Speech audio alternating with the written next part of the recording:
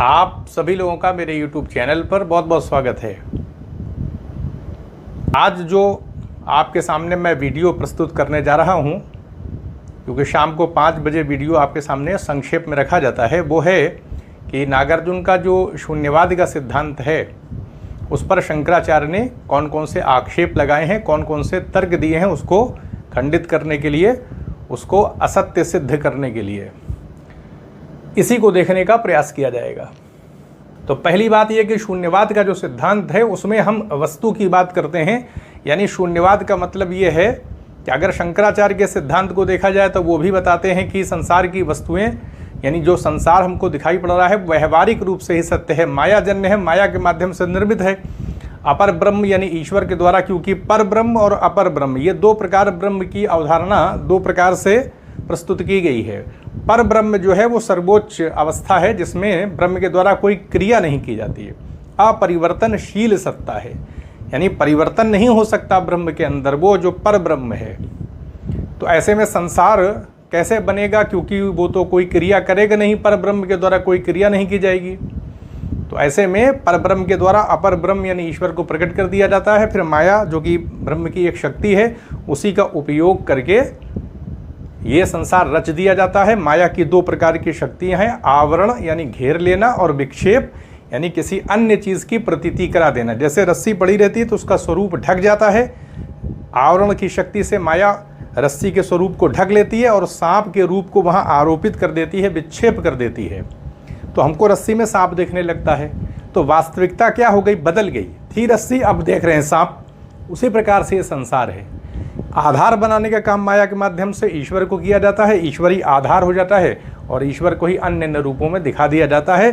तो ऐसे में प्रतिबिंबात्मक विवर्त रूप में संसार हो जाता है, व्यवहारिक दृष्टि से हो जाता है। जैसे हम स्वप्न देखते हैं तो हमें वास्तविकता लगती है स्वप्न में सारी चीज़ें। उसके बाद जब हम जग जाते हैं तो हमारे सामने क्या है, सच्चाई प्रकट हो जाती है कि हम स्वप्न देख रहे थे।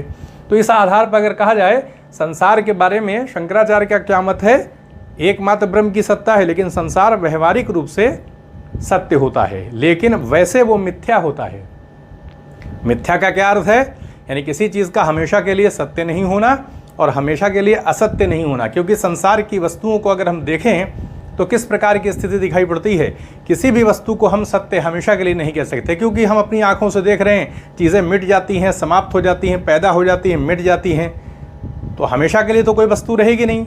तो इस आधार पर हमेशा के लिए किसी चीज़ को वस्तुओं के संदर्भ में सत्यता की बात तो होगी नहीं। हाँ, ब्रह्म के बारे में ब्रह्म हमेशा के लिए सत्य, हमेशा से है वो, लेकिन संसार की वस्तुओं के बारे में ऐसा नहीं है। संसार की वस्तुएं उत्पन्न होती हैं, नष्ट हो जाती हैं और हमेशा के लिए असत्य भी नहीं, क्योंकि हमें प्रतीत होती है, हम अपनी आंखों से वस्तुओं को देखते हैं, इंद्रियों से देखते हैं। तो इस आधार पर हम वस्तुओं का स्वरूप क्या बताएं, वस्तुओं के स्वरूप के बारे में शंकराचार्य मिथ्या बता देते हैं। मिथ्या का मतलब यह है कि कोई चीज़ ना तो हमेशा के लिए सत्य है ना हमेशा के लिए असत्य है। मिथ्या है जैसे कि जादूगर की नोट सिर्फ दिखती है लेकिन वास्तविक नहीं होती, रेगिस्तान में जल दिखता है लेकिन वास्तविक नहीं होता। तो इस आधार पर मिथ्या की अवधारणा है। तो नागार्जुन के अगर शून्यवाद को देखें तो शंकराचार्य के हिसाब से संसार व्यवहारिक दृष्टि से ही सत्य हो जाता है, वास्तविक नहीं होता है, कोई तात्विक परिवर्तन नहीं। जैसे दूध से दही बन जाती है, तात्विक परिवर्तन है। ब्रह्म के स्वरूप से संसार नहीं बनता है, क्योंकि ब्रह्म के स्वरूप से बन जाएगा तो हमेशा के लिए फिर विनाश की अवस्था नहीं होगी, यानी कोई विकार पैदा नहीं हो सकता, क्योंकि ब्रह्म में कोई विकार नहीं पैदा होता है, इसलिए ब्रह्म का तात्विक परिवर्तन नहीं है संसार। अब अगर हम शून्यवाद के हिसाब से देखें नागार्जुन की विचारधारा तो आप देखेंगे पूरी तरह से समानता दिखाई पड़ेगी। यानी शंकराचार्य ने जो मिथ्या बताया है वस्तुओं को, उसका स्वरूप निर्धारित नहीं किया जा सकता, वस्तुओं के स्वरूप को हम नहीं बता सकते, उनका कोई स्वभाव निश्चित नहीं कर सकते। तो वही शून्यवाद के अंतर्गत नागार्जुन बौद्ध दार्शनिक हैं, 2री शताब्दी ईस्वी में पैदा हुए थे और शंकराचार्य तो 788 ईस्वी में पैदा हुए थे। तो नागार्जुन बहुत पहले पैदा हुए हैं, 2री शताब्दी ईस्वी में। तो नागार्जुन बताते हैं कि कोई भी वस्तु संसार की समृद्धियों के आधार पर प्रतीतिवश होती है। हमें किसी भी चीज़ का, नागार्जुन बताते हैं, जन्म नहीं होता नहीं विनाश होता है, यानी कोई चीज़ उत्पन्न नहीं हो सकती। तो अब प्रश्न किया जाए कि कोई चीज़ कैसे उत्पन्न नहीं होती, हमारे सामने तो उत्पत्ति होती हुई दिखाई पड़ रही है। पशुओं का जन्म होता है, बच्चों की उत्पत्ति होती है, पैदाइश होती है, हम देखते हैं कि चीज़ें जन्म लेती हैं, फिर उसके बाद उनका विनाश भी हो जाता है।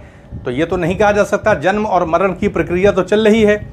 तो नागार्जुन बताते हैं कि जो जन्म दिखाई पड़ रहा है वो प्रतीतियों के स्तर पर है, वास्तविकता नहीं है। कोई चीज़ पैदा नहीं हो सकती। कारण ये है कि जो चीज़ हमेशा के लिए होगी, हमेशा से है, तो उसको जन्म लेने की कोई आवश्यकता तो नहीं। जो चीज़ हमेशा से है तो फिर वो क्यों जन्म लेगी, वो तो दोबारा उत्पत्ति हो जाएगी। इसलिए वो बताते हैं कि प्रतीतियों के आधार पर, जैसे जादूगर की नोट हमको दिखती है लेकिन वास्तविक नहीं होती, लेकिन वो उत्पन्न होती है, जादूगर के द्वारा पैदा की जाती है। रेगिस्तान में जल दिखता है, वहाँ उत्पन्न होता है, तभी हमको प्रतीत होता है। रस्सी में सांप दिखाई पड़ता है, कम से कम एक स्वरूप तो उसका हमें प्रतीति ही होता है, चाहे वास्तविकता ना हो। बस उसी आधार पर समृद्धियों के तौर पर, प्रतीति के तौर पर वस्तुएं इस संसार में हमें दिखाई पड़ती हैं। लेकिन उनका अगर हम स्वभाव चेक करेंगे, उनके गुणधर्म को जानेंगे, तो हमें स्वभाव से शून्यता की स्थिति दिखाई पड़ेगी। उनका अपना कोई स्वभाव हम निश्चित नहीं कर पाएंगे, क्योंकि संसार की वस्तुएं पैदा हो जाती हैं, नष्ट हो जाती हैं, हमेशा रहती नहीं है।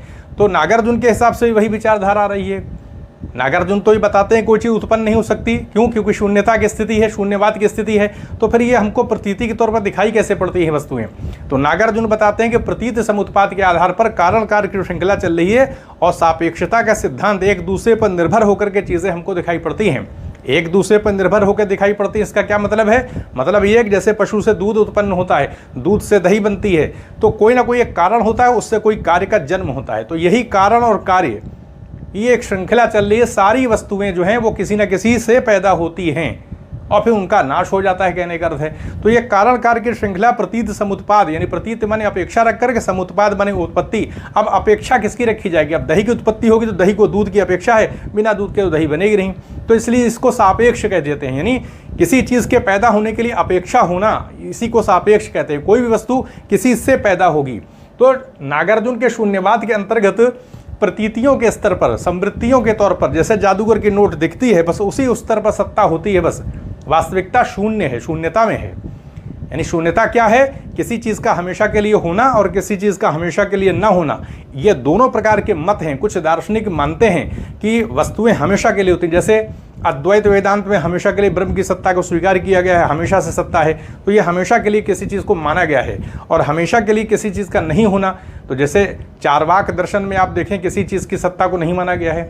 यानी स्थायित्व के दृष्टिकोण से किसी आत्मा ईश्वर की विचारधारा तो उसमें स्वीकृत नहीं है। तो इस आधार पर कहा जा सकता है कि किसी चीज़ का हमेशा के लिए होना और किसी चीज़ का हमेशा के लिए ना होना। हमेशा के लिए ना होना क्योंकि हमको दिखाई भी पड़ती हैं वस्तुएं, तो इन दोनों विचारधाराओं को स्वीकार नहीं किया नागार्जुन ने, और माना है कि ये जो शून्यता है ये मध्यम मार्ग है, बीच की स्थिति है। तो इस आधार पर उनका शून्यवाद का जो सिद्धांत है वो मध्यम मार्ग है। किसी चीज़ का हमेशा के लिए होना, किसी चीज़ का हमेशा के लिए ना होना, इन दोनों का निषेध करके मध्यम मार्ग को स्वीकार किया गया है। तो इस आधार पर अगर देखें तो नागार्जुन के हिसाब से भी वस्तुओं का स्वरूप क्या है? स्वभाव शून्यता की स्थिति आ जाएगी, स्वभाव शून्य हो जाएंगी। तो अब हम आते हैं कि अब शंकराचार्य इस पर महत्वपूर्ण प्रश्न कटाक्ष करते हैं, तर्क से आरोप लगाते हैं कि अगर हम शून्यवाद को स्वीकार कर लेते हैं, शून्यता को स्वीकार कर लेते हैं, तो फिर उस शून्यता का अनुभव करने वाला कौन होगा? हम शून्यता का सिद्धांत भी नहीं दे पाएंगे, शून्यता का सिद्धांत ही प्रस्तुत नहीं कर पाएंगे, क्योंकि अगर आत्मा को स्वीकार नहीं किया जाएगा, जैसा कि बौद्ध दर्शन में स्वीकार किया जाता है, पंच स्कंधों का संघात है आत्मा, रूप वेदना संज्ञा संस्कार विज्ञान, ये पंच स्कंध हैं, इनके भौतिक परमाणुओं से ये हमारा शरीर बना है और आत्मा नाम की कोई चीज़ नहीं है। तो फिर आत्मा को अगर स्वीकार नहीं करेंगे तो साक्षी को स्वीकार नहीं करेंगे, और शंकराचार्य मानते हैं कि साक्षी का होना आवश्यक है। आत्मा अगर नहीं होगी तो ज्ञान संभव नहीं होगा, क्योंकि ज्ञान का मतलब है कि कोई अनुभूत करने वाली सत्ता हो। तो शून्यता की जो अवधारणा है, नागार्जुन का जो शून्यवाद का विचार है, उसको कौन अनुभव करेगा?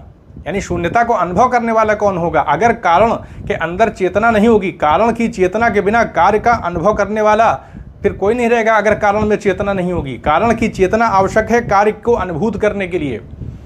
अगर कारण को ही जड़ मान लिया जाएगा तो उससे जो कार्य उत्पन्न होगा उसको कौन अनुभव करेगा? कारण भी जड़ है, कार्य भी जड़ है, तो फिर कौन अनुभव करेगा?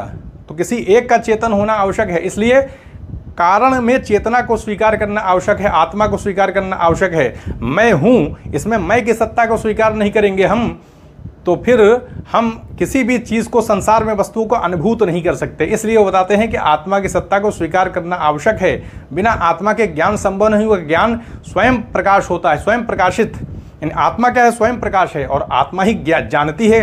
तो ज्ञान का आधार आत्मा में है। अगर आत्मा नहीं होगी तो फिर शून्यवाद का सिद्धांत कौन प्रस्तुत करेगा? ये शून्यता की अवधारणा जो नागार्जुन दे रहे हैं उसको देना भी संभव नहीं होगा अगर कोई आत्मा नहीं होगी। तो इस आधार पर शंकराचार्य ब्रह्म की सत्ता को स्वीकार करते हैं। वो नागार्जुन के शून्यवाद को खंडित नहीं करते हैं, बल्कि वो बताते हैं कि शून्यवाद तो खुद वो मिथ्या की अवधारणा तो खुद शंकराचार्य देते हैं, और वही विचारधारा सेम नागार्जुन के शून्यवाद से मिल जाती है।